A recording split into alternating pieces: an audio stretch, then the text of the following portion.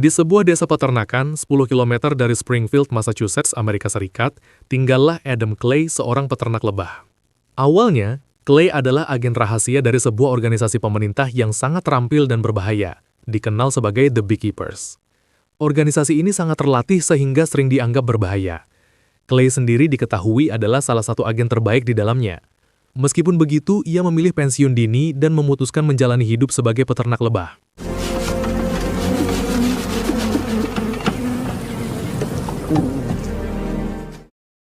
Faktanya, Clay hanyalah seorang pendatang yang menyewa sebuah gudang di desa terpencil itu. Gudang itu milik Eloise Parker, seorang wanita tua dan pensiunan guru yang tinggal sendirian tanpa ditemani keluarga di masa tuanya. Selama Clay tinggal di sana, Nyonya Parker sudah menganggapnya seperti anaknya sendiri. Dia bahkan tidak mematok harga sewa properti gudangnya, karena dia menilai Clay adalah pria baik yang sudah sepantasnya dibantu. Mr. Clay, come back at supper time. Let me feed you. Di sore hari, Nyonya Parker memasuki ruangan kerjanya. Diketahui ia berkecimpung di sebuah yayasan badan amal yang ia ketuai. Yayasan ini bertugas mengumpulkan sumbangan untuk didonasikan kepada anak-anak kurang mampu. Seperti biasa, Nyonya Parker membuka laptopnya untuk memeriksa saldo yang masuk ke rekening yayasan. Namun alih-alih membuka browser, layar monitornya justru menampilkan pesan peringatan yang mengindikasikan bahwa komputer tersebut sepertinya telah diserang oleh virus atau malware.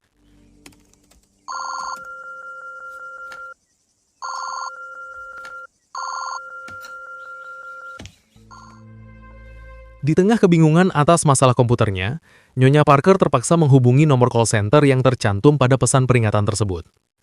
Di seberang telepon, terdengar suara pria yang memperkenalkan diri sebagai Mickey Garnett, manajer dari sebuah perusahaan antivirus. Namun faktanya, Garnett dan puluhan karyawannya hanyalah sekelompok scammer yang beroperasi di bawah kedok perusahaan antivirus legal, secara khusus menargetkan para lansia sebagai korban mereka. United Data Group, good afternoon. This is... Hello. I just got a message saying that there's a problem with my computer. Don't you worry, the message you received is from our United Data Group antivirus. Ketika Nyonya Parker mempertanyakan masalah komputernya, Garnett menjelaskan detail tentang antivirus versi baru yang katanya baru mereka rilis. Garnett berbohong mengatakan bahwa pelanggan lama yang tidak upgrade akan otomatis diserang virus, seperti yang terjadi pada komputer Nyonya Parker. Garnett kemudian secara terbuka meminta maaf dan menawarkan solusi. Nyonya Parker harus membawa komputernya ke jasa servis untuk penghapusan virus. Namun, ia menambahkan, konsekuensinya adalah semua data yang tersimpan akan terhapus secara permanen. However, keep in mind that you will lose all your data since they'll have to replace the hard drive.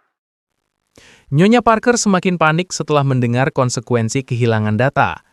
Garnett memanfaatkan kepanikan ini untuk mendapatkan informasi rekening pribadi Nyonya Parker dengan alasan memberikan uang ganti rugi sebesar $500 sebagai permohonan maaf perusahaan. This inconvenience, I'm going to credit back your subscription fees. All right.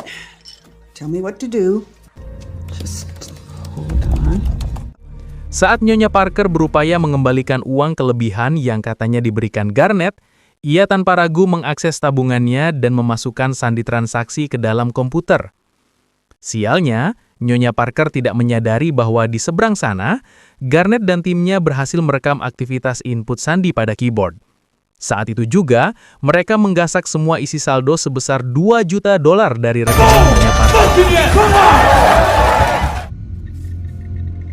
Oh. What did I do? Menyadari dirinya telah tertipu, Nyonya Parker seketika terlihat sangat tertekan. Uang yang digasak scammer itu ternyata bukan uang pribadinya, melainkan dana milik badan amal yang harus segera disalurkan.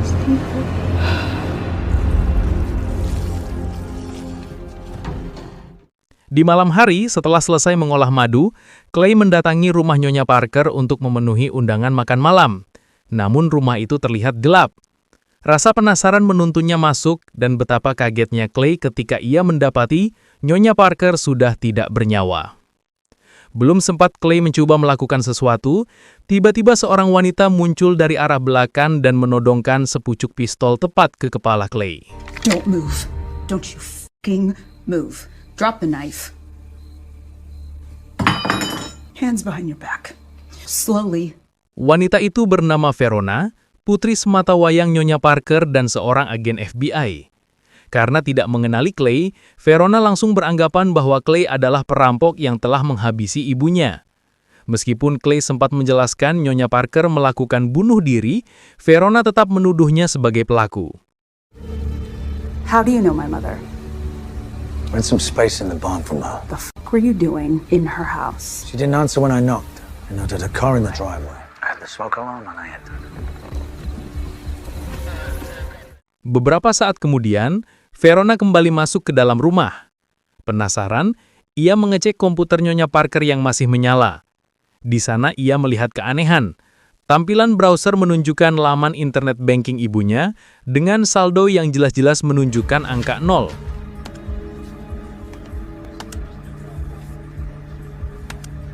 Oh my God.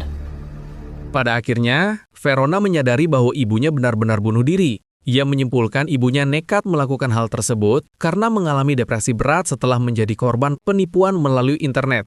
Scam. Keesokan harinya, Clay dinyatakan tidak bersalah dan dibebaskan dari segala tuduhan atas kematian Nyonya Parker. Ia pun kembali melanjutkan aktivitasnya mengolah madu di dalam gudang. Di tengah aktivitasnya, Verona tiba-tiba datang kembali. Kedatangannya bermaksud untuk meminta maaf kepada Clay karena ia sempat menuduh Clay sebagai pelaku yang telah menghabisi ibunya. I need to apologize for last night. That's understandable. Somebody emptied out all her accounts. They got $2 million out of that account. You know who did it. I talked to an agent in our cybercrimes office. This crew's been operating for 2 years and we don't even have a name. Mendengar permintaan maaf Verona, Clay hanya bisa terdiam. Meskipun begitu, duka mendalam tersirat jelas di raut wajahnya. Clay tidak bisa menerima kenyataan bahwa Nyonya Parker, wanita sebaik itu harus mengakhiri hidupnya hanya karena ulah oknum-oknum yang mencari keuntungan. Ia marah pada para pelaku yang tidak peduli akan dampak negatif, psikis dan mental yang dialami oleh korban mereka. Setelah Verona pergi, Clay merasa ada sesuatu yang mengganjal di pikirannya. Duka dan kemarahan itu berubah menjadi sebuah rencana. Ia segera menghubungi mantan rekannya yang masih aktif di organisasi rahasia The Beekeepers.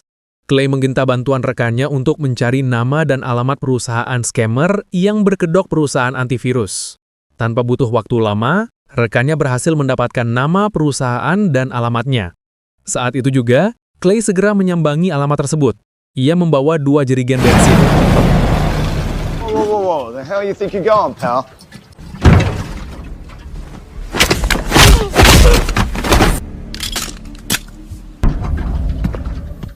Setelah berhasil membantai 2 orang penjaga, Clay kini dengan bebas masuk ke dalam gedung. Di sana, ia melihat belasan karyawan tengah sibuk mencari korban penipuan mereka. Menyaksikan pemandangan itu, Clay tak mampu menahan geram.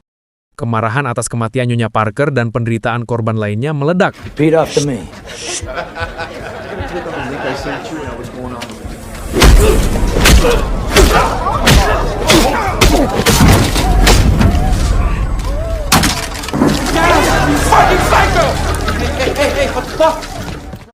Saat Clay sedang menyiramkan bensin ke seluruh inventaris dan peralatan kantor, Garnett tiba-tiba datang. Ia terlihat sangat kaget menyaksikan pria tak dikenal, Clay, melakukan kekacauan, pengerusakan dan bahkan lancang mengusir semua karyawannya yang sedang bekerja.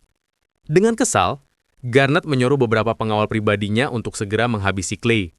Namun siapa sangka, inilah yang terjadi.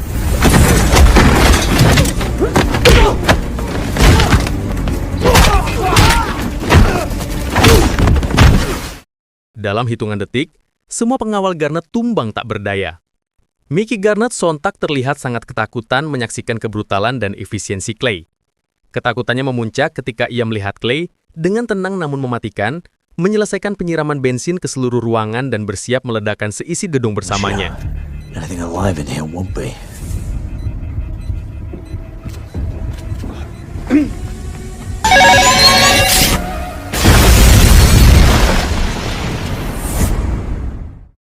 Beberapa saat kemudian, di lokasi yang berbeda, kita diperlihatkan pada sosok dalang sekaligus pemilik perusahaan scammer tersebut, seorang pria bernama Derek Danforth.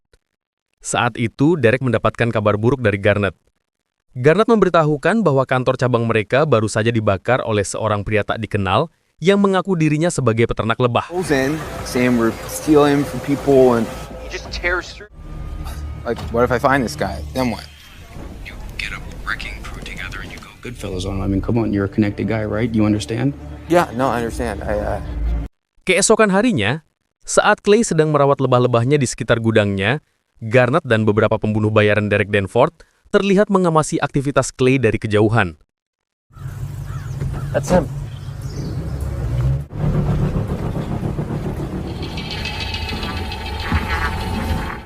Setelah memastikan Clay masuk ke dalam gudang, Garnett dan 3 pembunuh bayaran tersebut tanpa ampun menembak secara membabi buta, menghancurkan dan merusak sarang lebah milik Clay.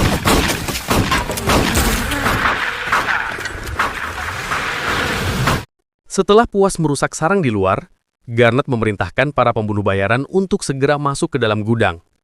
Salah satu dari mereka kembali melakukan perusakan, menjatuhkan rak yang berisikan puluhan botol madu Clay. Mereka mulai mencari keberadaan Clay di dalam untuk segera menghabisinya. Namun mereka tidak menyadari telah berurusan dengan orang yang salah. Mereka yang mengira Clay adalah peternak lebah biasa, justru dibantai hingga mati konyol oleh The Beekeeper yang kini marah karena sarang lebahnya dirusak.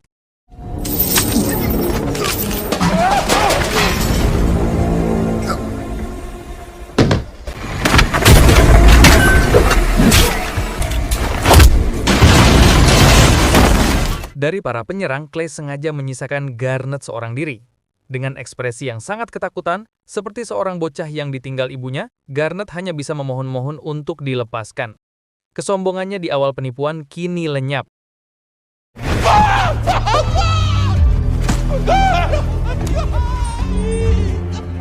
Sementara itu, di lokasi bangunan gudang yang terbakar, Verona mendapatkan kabar bahwa gudang milik mendiang ibunya, tempat Clay tinggal, baru saja terbakar tanpa diketahui penyebabnya. Mendengar hal itu, Verona tanpa berlama-lama segera pergi ke sana bersama rekannya, Agent Watt, dan beberapa petugas lainnya. United Data Group. There's even the remotest chance that the dude who burned down... Di waktu yang hampir bersamaan, Garnett berhasil kabur dari gudang yang terbakar. Ia berhenti di sebuah jembatan dan segera menghubungi bosnya, Derek. Sambil meringis menahan sakit pada jarinya akibat perlawanan Clay, Garnett memberitahu Derek bahwa Clay terlalu overpower. Ia bahkan membantai semua pembunuh bayaran mereka hanya dalam waktu sekejap. Derek Danforth semakin murka, namun di sisi lain ia mulai penasaran. Siapa sebenarnya sosok peternak lebah ini yang berani mengobrak-abrik bisnisnya? Derek segera memberitahukan Garnett untuk mencari tahu siapa sosok Clay sebenarnya. Namun belum sempat Garnett menjawab, tiba-tiba Clay datang. Kejadian mengerikan itu, nasib Garnett terdengar jelas oleh Derek melalui telepon yang masih tersambung.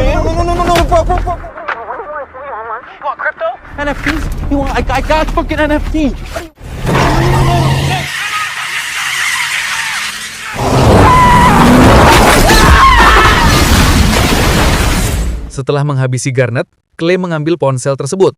Dengan nada dingin dan mematikan, ia menyampaikan ancaman langsung kepada Derek Danforth. Derek, kau tak lama lagi akan menyusul Garnett ke neraka. But you don't have estate planning.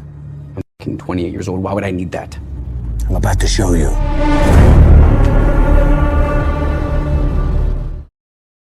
Sementara itu, di kantor FBI, Verona yang penasaran tentang siapa sosok Clay sebenarnya, mulai mencari informasinya melalui basis data kepolisian. Namun usahanya sia-sia. Tidak ada satupun informasi atau data yang tersimpan yang merujuk pada profil Adam Clay. Tak lama kemudian, Verona mendapat kabar dari rekannya, Agent Watt. Tim FBI baru saja menemukan jasad Garnett dengan kondisi terikat di dalam mobil Clay.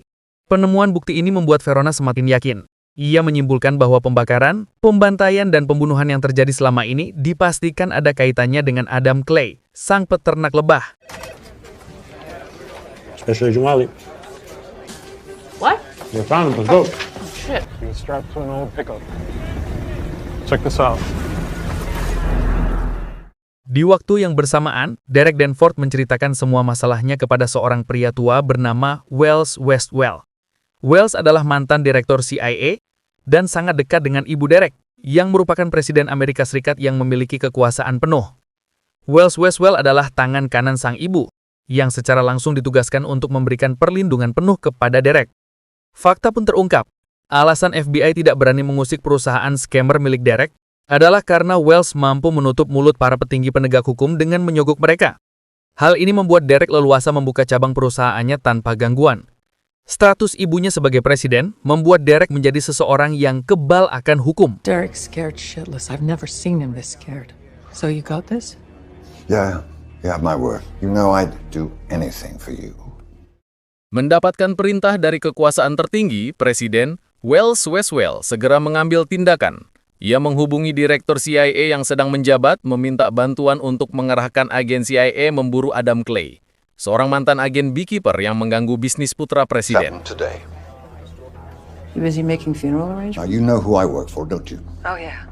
Gotta help you I on need help, Janet, not jokes. Di malam harinya, saat Clay sedang mengisi bahan bakar mobilnya, ia tiba-tiba diserang. Penyerangnya adalah seorang mantan rekan agen beekeepernya sendiri.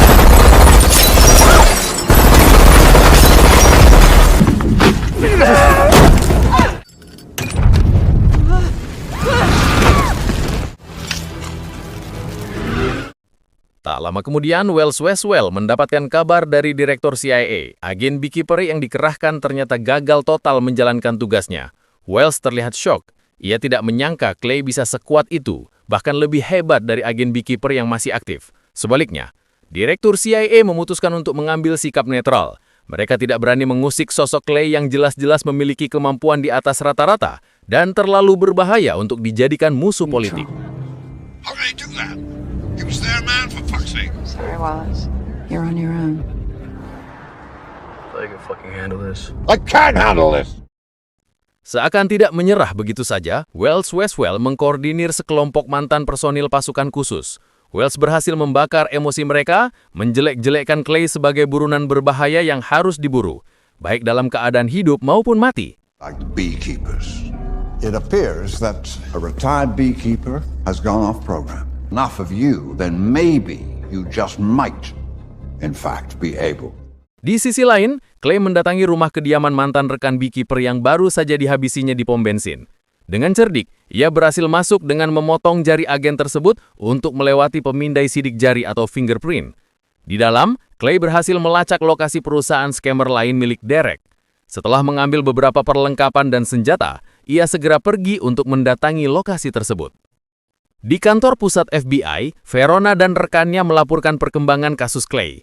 Para petinggi FBI mendukung penuh penyelidikan ini dan siap mengerahkan tim SWAT dan agen-agen terbaik untuk membantu Verona.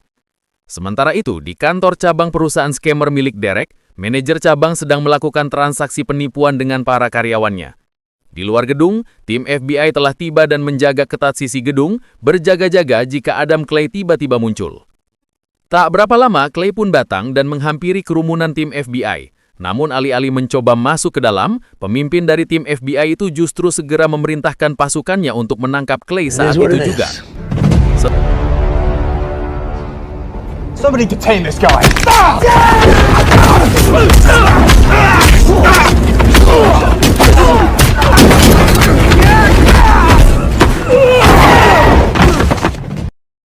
Setelah berhasil menghabisi penjaga alias pasukan FBI yang diperintahkan menangkapnya di lantai bawah, Clay segera masuk dan naik ke lantai atas. Di sana, ia kembali membantai satu persatu pasukan kiriman Wells dan juga pasukan lain yang disiagakan di gedung itu.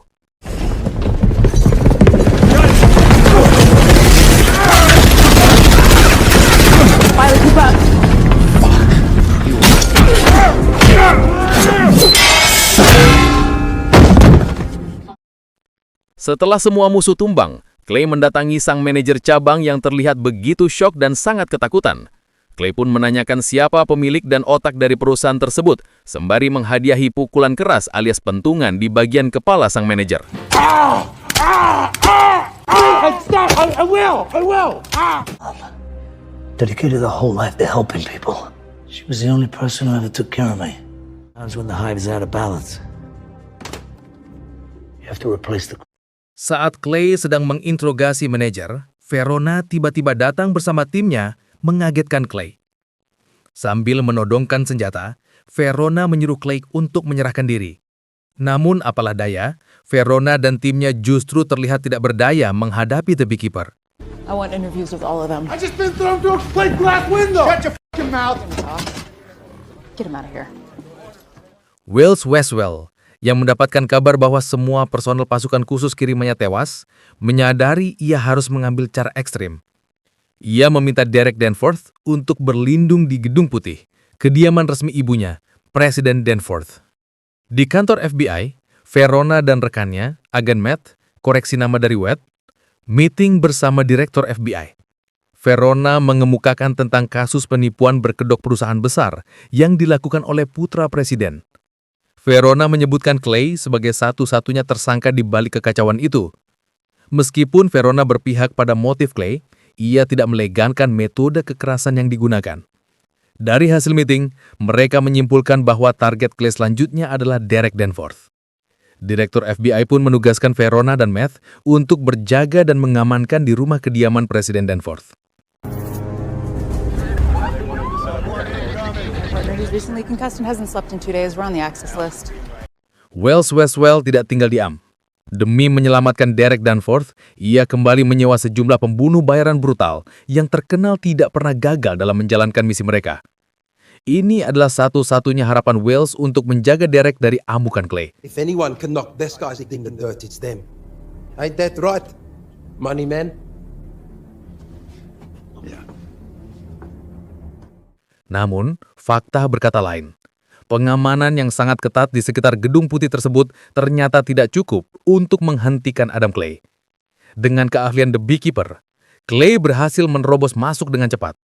Ia menyusup melalui saluran drainase, bersembunyi di kolong truk, melumpuhkan salah satu penjaga. Clay berhasil melewati semua hadangan pengamanan tersebut dengan sangat mudah.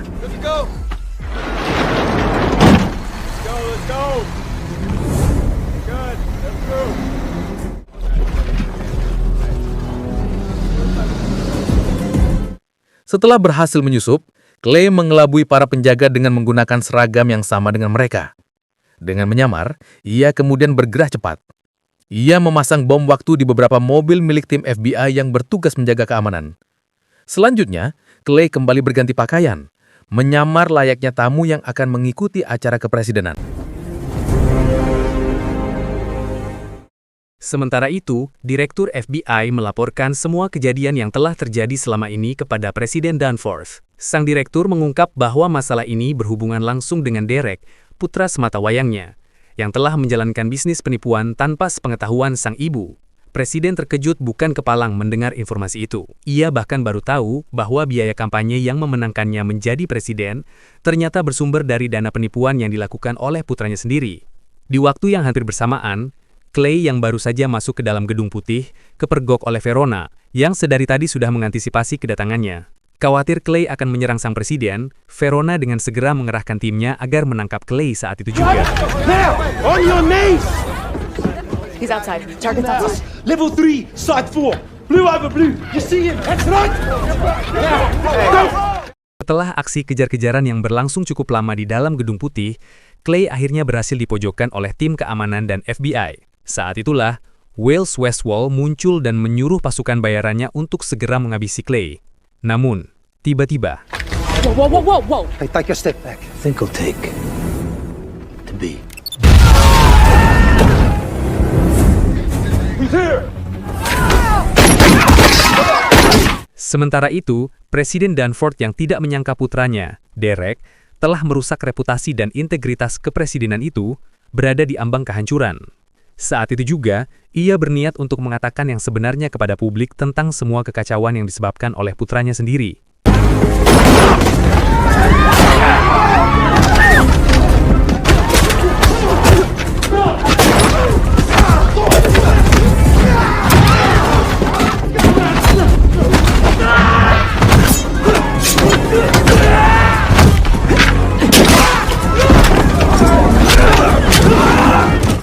Setelah Clay menghabisi semua pasukan bersenjata kiriman Wales di dalam sana, tersisalah pimpinan pembunuh bayaran seorang diri, sosok yang katanya bengis dan tidak pernah terkalahkan.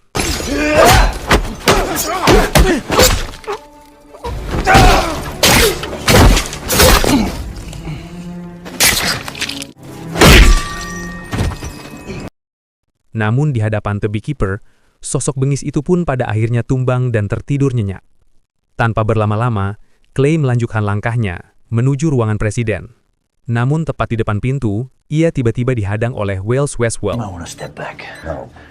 I don't want you to get hurt. I'm sorry, I can't do that. Now have a seat. Di dalam ruangan, Derek dan Ford yang merasa posisinya terpojok karena sang ibu berniat mengungkap dirinya ke publik, menjadi gelap mata. Dengan kesal, ia mengambil senjata dari laci dan tanpa basa-basi menghabisi direktur FBI. Drop the weapon! Drop it! Bye, Mom.